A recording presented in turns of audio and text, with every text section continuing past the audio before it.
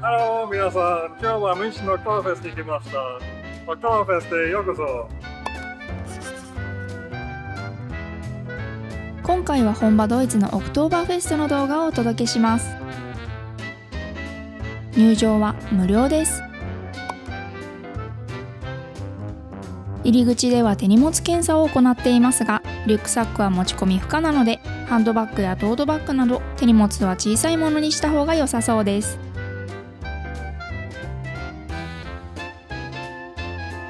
ビールを飲みに行く前にオクトーバーフェストについて紹介。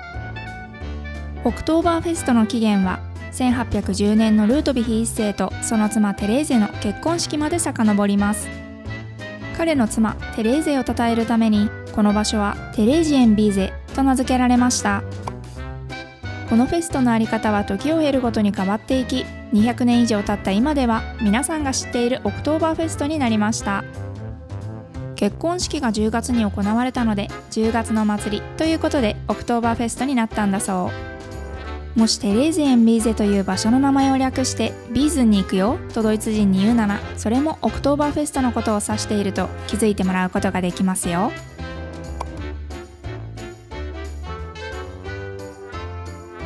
これは会場のマップ。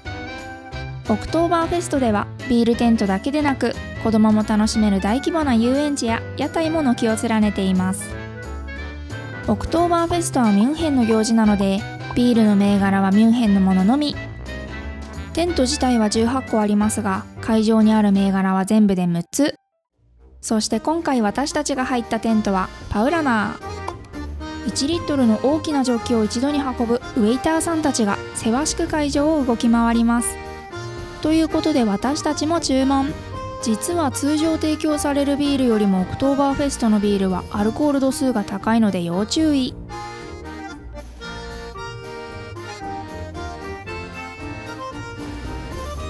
プレッツェルも特大サイズです。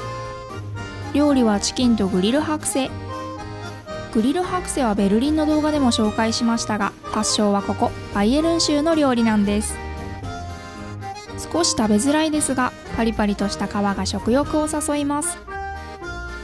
料金はドイツ料理のレストランと同じくらいに感じますが、サラダやポメズがついていない分割高といえば割高かもしれません。ドイツでのチップは基本的に会計の5から 10% ほど。我が家では少々雑なのもあって5ユーロ単位でチップを変動させています。今回の会計は80ユーロだったので満足の 10% で88ユーロ。切りよく90ユーロで支払いました。隣の席の人たちはもっとチップを払っていたので、人によってチップの支払いは異なるため参考までに。ちなみに各銘柄のペストビアの特徴はこちら。ところで皆さんはヨーロッパでのビールの歴史をご存知ですか？ヨーロッパにおけるビールの歴史は中世の修道士たちによって確立されました。彼らは修道院でビールの製造を行い、ビールを長期間保存するためのホップを加える技術を広めました。ドイツビールの銘柄に修道士の絵がよく使用されるのはそういった背景から来ているというわけですね。1516年にはバイエルン州でビール純粋令ラインハイツゲボートが制定されました。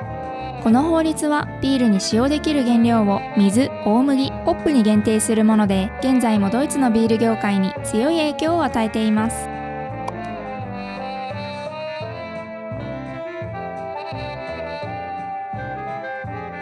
外へ出ると各銘柄の馬たちがいました。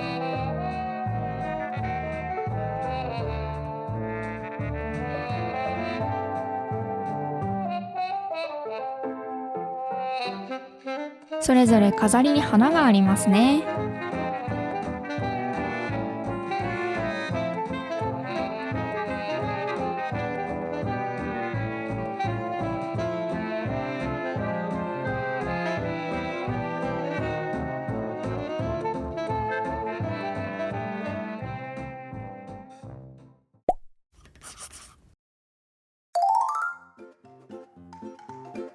遊園地も見ているだけでワクワクします。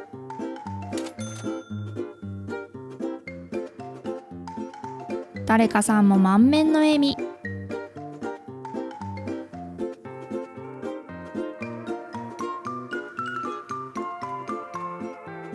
そしてここはオイデビーズン。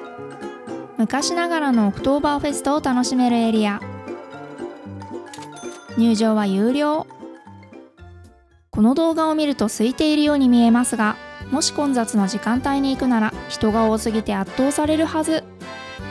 ビールテントに入れない可能性もありますし、酔っている人も多くなるので注意が必要です。オクトーバーフェストの運営が提示している混雑予想はこんな感じ。私たちはビールテントの席を予約せずに行きましたが、緑色の時間帯でも予約している方が多いようでした。こだわりがなければ予約なしでも空いている時間帯は大丈夫かもしれません。さて、この動画を楽しんでいただけましたでしょうか。本場ドイツのオクトーバーフェストへ行く方は、期間中ミュンヘンに大勢の観光客が訪れるので、駅などの人が多い場所ではスリなどに気をつけつつ、良い旅の思い出を作ってくださいね。Leute, gute Reise! Auf Wiedersehen!